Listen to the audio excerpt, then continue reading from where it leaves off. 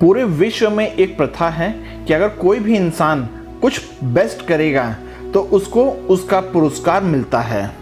उसी तरह भारतवर्ष में एनडीए में नेशनल डिफेंस एकेडमी में भी जो बेस्ट कैडेट होता है उसको एक गोल्ड मेडल दिया जाता है। लेकिन क्या आपको यह ज्ञात है कि उस मेडल का नाम लचित बोरफुकन है? कौन है ये लचित बोरफुकन?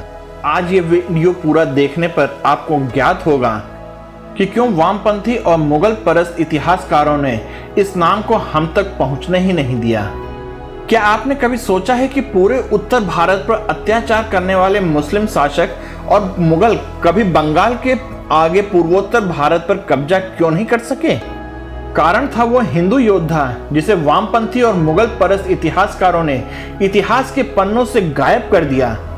असम के परमवीर योद्धा लचित बोरफुकन अहोम राज्य, आज का आसाम या असम के राजा थे चक्रध्वज सिंघा और दिल्ली के मुगल शासक था औरंगजेब। औरंगजेब का पूरे भारत पर राज करने का सपना अधूरा ही था बिना पूर्वी भारत पर कब्जा जमाए। इसी महत्वाकांक्षा के चलते औरंगजेब ने अहोम राज से लड़ने के लिए एक विशाल सेना भेजी। सेनापति औरंगजेब के साम्राज्य को विस्तार देने के लिए अपने साथ 4000 महाकौशल लड़ाके, 30,000 पैदल सेना, 21 राजपूत सेनापतियों का दल, 18,000 घुड़सवार सैनिक, 2,000 धनुषधारी सैनिक और 40 पानी के जहाजों की विशाल सेना लेकर चल पड़ा अहोम पर आक्रमण करने के लिए। अहोम राज के सेनापति का नाम था लचित बोरफुकन। कुछ समय पहले ही लचित बोरफुकन ने गुवाहाटी को दिल्ली के मुगल शासन से आजाद करा लिया था।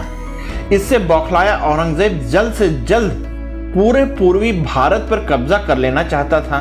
औरंगजेब के सेनापति ने जब गुवाहाटी पर आक्रमण किया तो विशाल मुगल सेना का सामना किया अहोम के वीर सेनापति लचित बोरफुकन ने। मुगल सेना का ब्रह्मपुत्र नदी के किनारे रास्ता रोक दिया गया। इस लड़ाई में अहोम राज्य के 10,000 सैनिक मारे गए और लचित बोरफुकन बुरी तरह जख्मी होने के कारण बीमार पड़ गए। अहोम सेना का बुरी तरह नुकसान हुआ।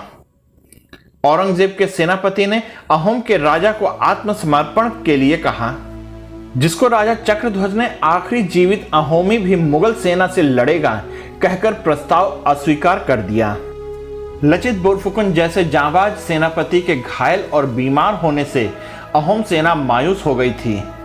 अगले दिन ही लचित बोरफुकन ने राजा को कहा कि जब मेरा देश, मेरा राज्य आक्रांताओं द्वारा कब्जा किए जाने के खतरे से जूझ रहा है, जब हमारी संस्कृति, मान और सम्मान खतरे में है, तो मैं बीमार होकर भी आराम कैसे कर सकता हूँ?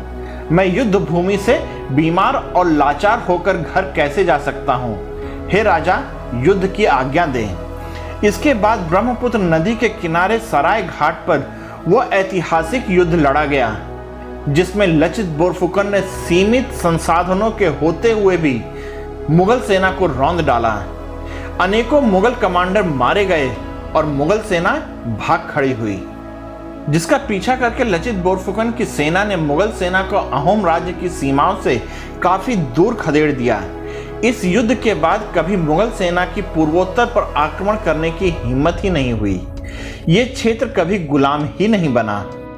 ब्रह्मपुत्र नदी के किनारे सराय घाट पर मिली उस ऐतिहासिक विजय के करीब 1 साल बाद उस युद्ध में अत्यधिक घायल होने और लगातार अस्वस्थ रहने के कारण मां भारती का यह अद्भुत लाडला सदैव के लिए मां भारती के आंचल में सो गया।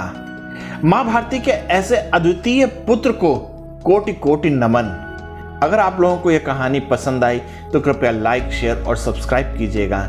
साथ ही आप मेरे साथ इस कहानी में बने रहे, इसके लिए आप सबका हृदय से धन्यवाद और जय हिंद दोस्तों।